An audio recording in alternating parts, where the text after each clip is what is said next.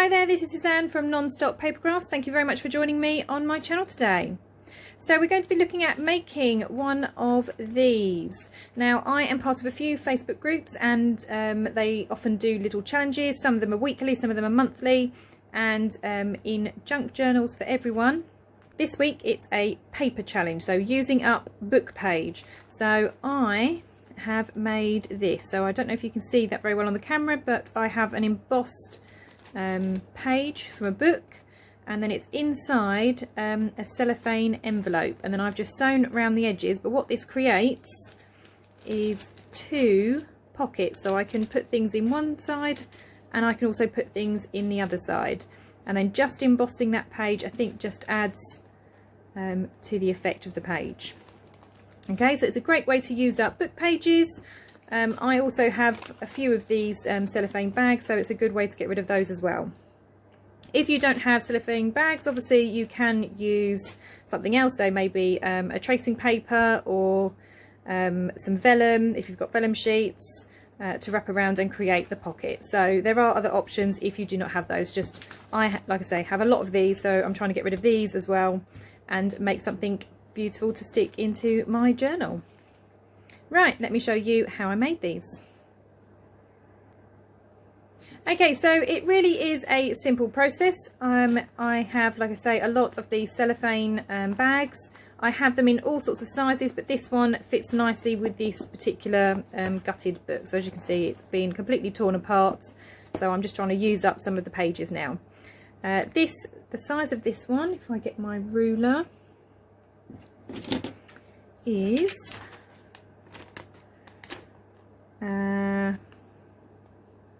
so it's about 14.5 centimeters wide, and then not including the tab at the top, it's about 19.5 centimeters deep. So I'm sorry, I don't know what that is in inches, but in centimeters that's what it is. And then, like I said, I'm just going to use a book page. I'm just going to tear one of these pages out and put that to one side. Okay, so the first thing you need to do, and I do apologise, it's going to be hard to see because obviously this is a clear bag, but all I did on the other one is I just kind of lined it up, and then, I don't know if you can see, but there are little perforated holes down the side. So I obviously just put my book page just inside of that, and then I put a little mark where it would be just inside the holes down the bottom here. Okay, because I want it to be a snug fit, but obviously I don't need it too tight that I then can't get it in. So then all I did is I don't necessarily measure anything, but I just used my craft mat and the squares and the lines on there to try and line it up, so I'm able to cut a straight line. You could obviously use a guillotine. Mine has been playing up and chewing up the paper recently. I think it just needs a good clean out. So I'm just going to use a craft knife, whiz down the edge. And then I know for this size book page, I need to trim just underneath the number.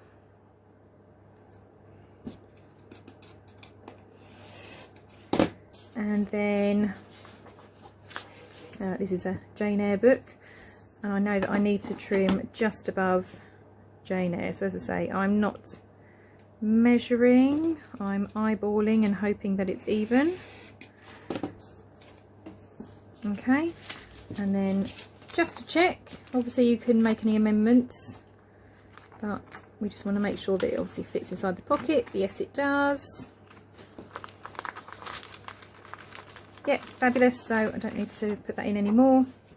Okay, the next thing I'm going to do is, obviously where you've got the opening, I've also got this flap. I don't need that for my pocket, so I'm just going to take that off. So I've just got to see where the opening is. So that's the opening just above, and then slice that off. Oh, that went a bit crooked at the bottom. Let's try that again. There we go. You might want to be a bit slower than me. Okay, so there's the top of my pocket, and then, like I said, you don't have to emboss this. You could stamp images if you like, but I quite like the embossed effect. So last time I used this floral one, so that's this one. That's how that came out. You can get these from all over really. I think I've got mine actually from AliExpress, but you can get them on Amazon, eBay, craft shops. This is the one I'm going to use for this particular one, so this one's a little bit more steampunky. So I've got the cogs. So I'm just going to run that through my Sizzix Big Shot, and then I'll show you the next stage. Okay, so there we are. There is the embossed page. So you can see there is an impression of the different cogs and things. And yeah, I just think the effect on there is yeah, really cool. It's subtle, but there is something there just to help sort of decorate the page. Now you can of course ink around the edges if you want to do that. I haven't on the last one, and I won't on this one. But that is an option if that's something you like to do. And all you do is you pop your page inside your cellophane bag.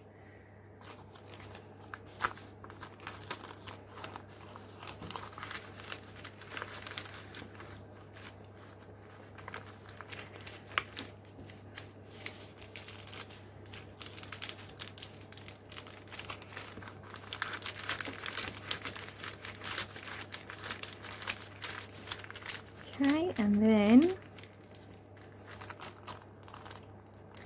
all I did on the last one was I had sewn around the edges, so I used a zigzag stitch, and I'll do the same for this one.